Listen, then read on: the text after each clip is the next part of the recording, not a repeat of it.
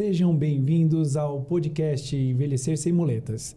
Um podcast para quem é idoso, para quem está envelhecendo ou aquele que cuida de um idoso. Eu sou Alexandre Martinho, fisioterapeuta há mais de 20 anos e especializado em gerontologia. Hoje, nosso podcast, Tamara, é muito especial. Vamos falar sobre o quê? E aí, Brasil, Tamara Cardoso na área com o segundo episódio do Envelhecer Sem Muletas. Hoje nós vamos falar sobre independência e autonomia no envelhecimento.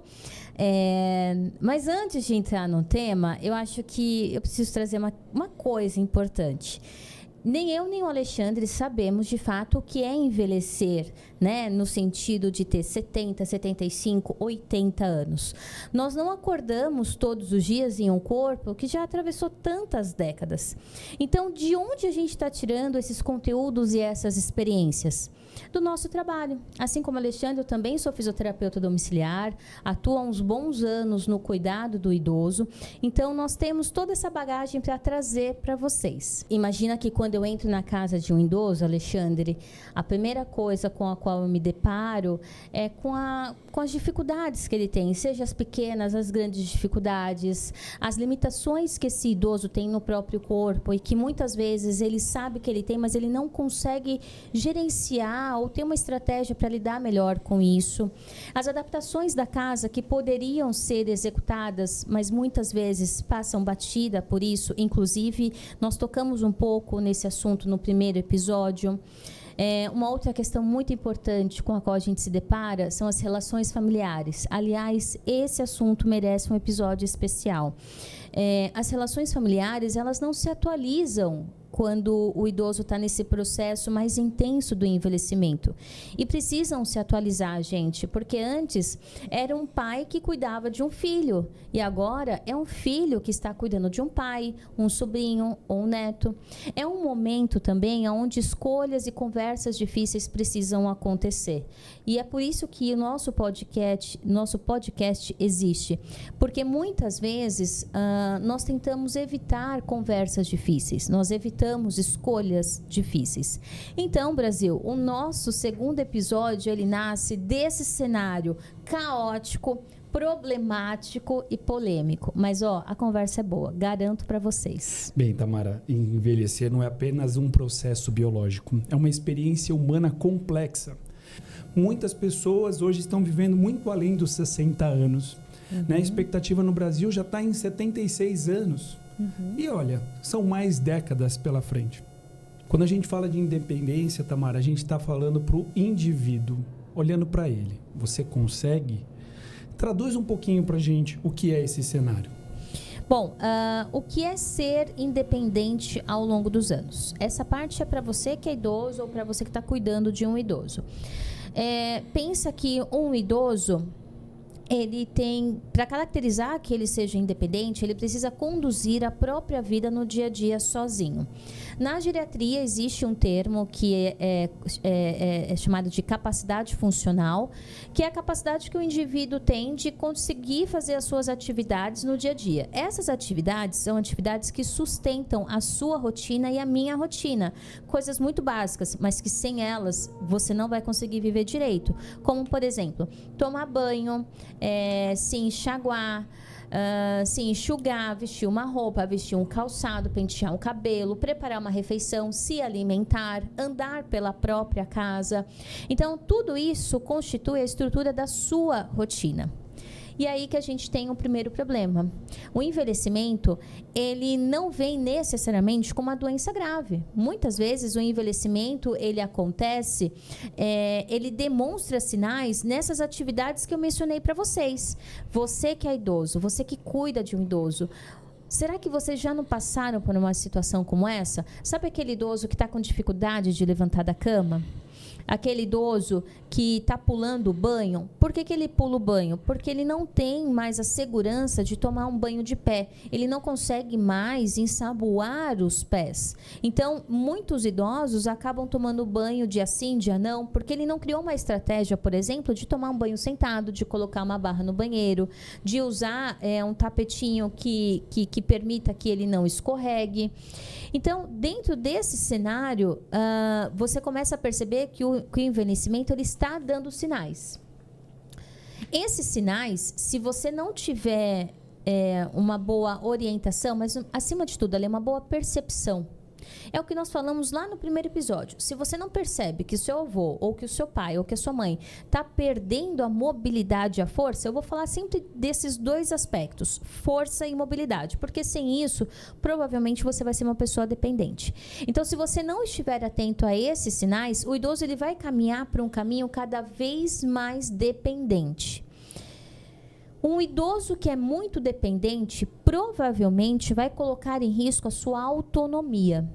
E a autonomia é irmã da independência, que é o que você vai falar agora, né, Brasil? O que você tem para falar sobre autonomia?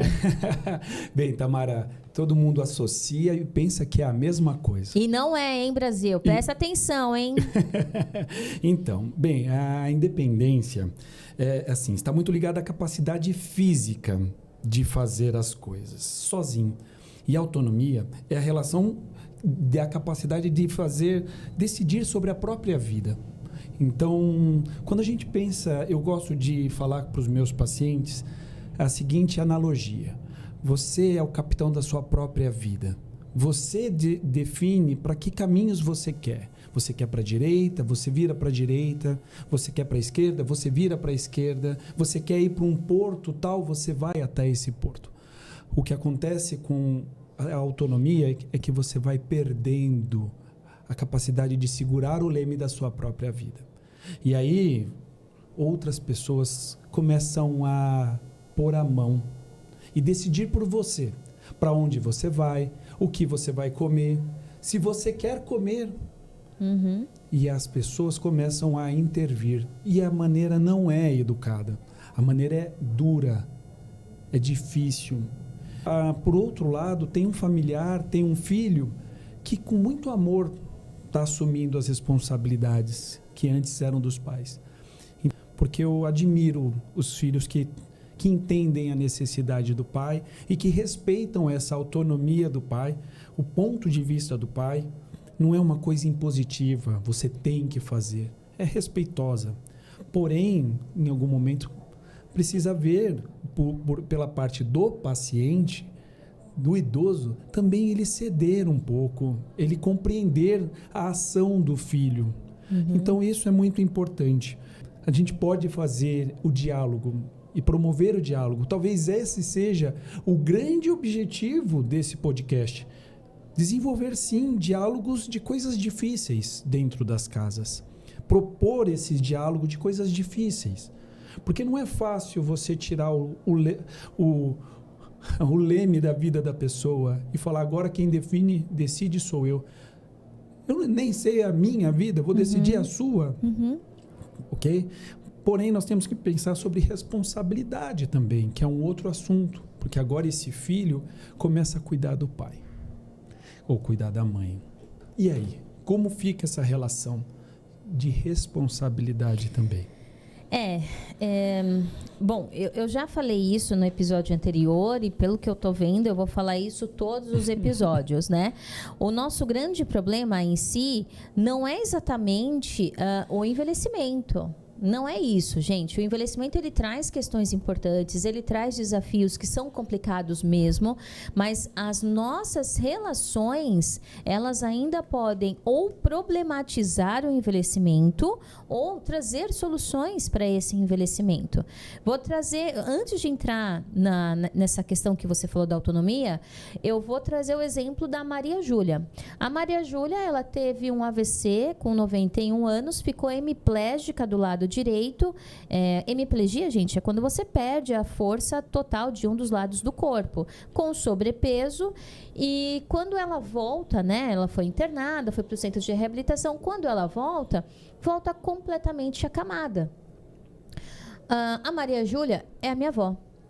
Então, quando ela volta para casa dessa forma, nós já estávamos mobilizados para mudar toda a dinâmica da casa. Transferimos o quarto para a sala, abrimos o vão do banheiro, porque era um vão muito pequeno. Meu tio quebrou o box, foi uma quebradeira para tudo quanto era lado. Alugamos uma cama hospitalar, uma cadeira de banho, uma cadeira de rodas. E ali era uma outra rotina. Tudo isso porque nós enxergamos as necessidades da minha avó.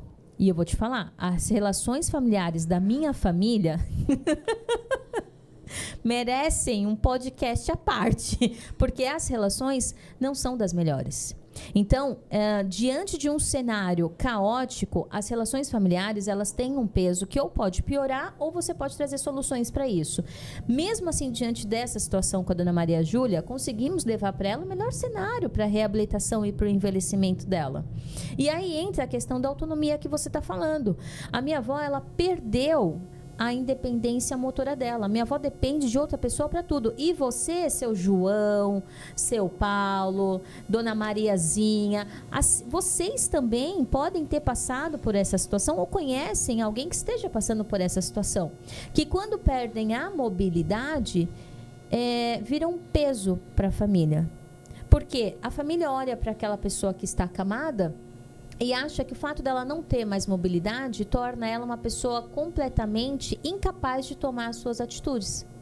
Então, eu que passo a determinar o que a pessoa vai comer, o que ela vai vestir, que horas ela vai tomar banho, porque afinal de contas, quando essa pessoa volta do hospital, ela volta muito dependente. Isso assusta o familiar, Alexandre. Aqui não é caça às bruxas, tá, gente? Ninguém tá falando que o familiar tá certo ou errado, mas nós estamos pensando no envelhecimento do ponto de vista de qualidade de vida. Como que você, como filho, como sobrinho, cuidador, pode levar para esse idoso uma melhor qualidade de vida? E sem contar que o idoso também tem a parte dele nisso tudo, né? Então, a base a solução de muitos problemas no envelhecimento, desculpem vocês que acham que o envelhecimento está pautado em pagar uma excelente casa de repouso e ter muito dinheiro para comprar remédio, tá? Discordo totalmente disso. Porque um bom envelhecimento, ele é pautado nas relações que você criou durante a tua vida. Porque não vai ser o dinheiro que vai te trazer amor, carinho, afeto, que vai te trazer o respeito que você precisa. Provavelmente, isso você vai encontrar nas suas relações. E alguém que te enxergue como ser humano vai conseguir olhar para a sua falta de mobilidade e vai fazer com que você tenha, sim, a sua decisão respeitada. Isso é importante. Quando a gente fala de autonomia, eu estou falando de identidade, eu estou falando de presença, eu estou falando de escolha. Isso precisa ficar muito claro. Bem, esses dois termos acho que já ficaram bem claros, principalmente para vocês que estão nos ouvindo. E eu sugiro uma pergunta, né? Você gostaria que alguém tomasse as decisões da sua vida por você? Sem o seu consentimento? E a sua cabeça tá boa, tá? A cabeça tá ótima. Então, o que eu ouço muito, Tamara, é aquela velha frase dos meus pacientes: eu não quero ser inútil. Estou dando trabalho para os meus filhos. Eu perdi a minha identidade. Essas falas são difíceis de ouvir. E são difíceis de trazer esse podcast, estas frases que eu ouvi, respeitando a identidade dos meus pacientes. Então, quando a gente traz à luz essa conversa, com perguntas tão difíceis e com frases tão pesadas, a gente entende que esse cenário precisa mudar. E agora começa talvez a nossa direção para onde nós queremos. Primeiro colocamos o problema, apresentamos o problema, mas algum norte precisamos dar. O que você acha? É que nós fisioterapeutas, quando você sai da caixinha e começa a entender que você está atendendo um ser humano na sua frente, você vai com estratégias que mexem na vida inteira desse paciente. Então, por vezes, você vai para atender um paciente, mas você tem que conversar com o tutor desse paciente, ou com o filho que mora na casa, ou com o filho que vai visitar o paciente de vez em nunca. Acontece. Outro dia eu conheci um filho que eu nunca nem tinha visto, gente. Interessante essas coisas. Ou você tem que conversar... Você tem que conversar com os profissionais que atendem aquele paciente. Você tem que cercar o paciente de todas as maneiras possíveis para você encontrar várias soluções. Como fisioterapeuta, e o Alê sabe bem disso, porque ele também está nessa, nós trabalhamos muito com gestão em saúde. né? Quando a gente chega na casa do paciente, a gente atende o paciente 3 vezes por semana. Então, assim, a gente sabe qual é a pressão do paciente, como está a saturação, batimento cardíaco, frequência respiratória. A gente sabe que tipo de situação deixa aquele paciente mais ansioso, mais calmo, porque a gente tem esse contato um pouco mais íntimo com esse paciente, certo? A partir dessa gestão, a gente consegue cercar esse paciente de mais soluções. Então, o que eu sempre falo para os pacientes, não deixe um problema virar uma bola de neve. Se o seu pai está envelhecendo e você percebe que ele está desequilibrando, que ele já teve queda, que esse pai está deixando de sair de casa, que ele está fazendo xixi na calça porque ele não consegue chegar no banheiro. Um paciente, por exemplo, que tem incontinência urinária, ele já tem um problema de base, só que a falta de mobilidade dele vai fazer ele fazer xixi na calça. E aí é onde o paciente cai. Porque ou o paciente cai no trajeto para chegar no banheiro, ou o paciente cai dentro do banheiro. E o banheiro é um dos locais que mais tem queda dentro da casa do idoso. Então, a fisioterapia, ela tem sim soluções muito boas para essa questão da independência e da autonomia. Por quê? Escuta que eu estou falando para você, hein? Quando você trabalha a autonomia, quando você trabalha a independência do idoso, você deixa esse idoso mais forte, com mais mobilidade, ele consegue se movimentar dentro da própria casa, ele consegue se enxugar sozinho, ele consegue usar o banheiro, ele consegue se alimentar sozinho. Se ele consegue fazer todas essas atividades de vida diária, esse paciente consegue ter autonomia. Olha onde a fisioterapia vai.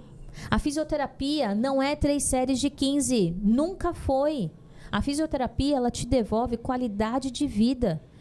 Fora outras profissões, outras especialidades que caminham junto com a gente, tá? Mas isso precisa ficar claro. Nós trabalhamos na solução. Trazemos um problema aqui, porque isso é muito real, mas nós temos boa parte das soluções. Não à toa, a fisioterapia é considerada um dos pilares no envelhecimento saudável. Tamara, uma hora dessa, as muletas nós já deixamos... Eu já chutei todas as muletas. Bem,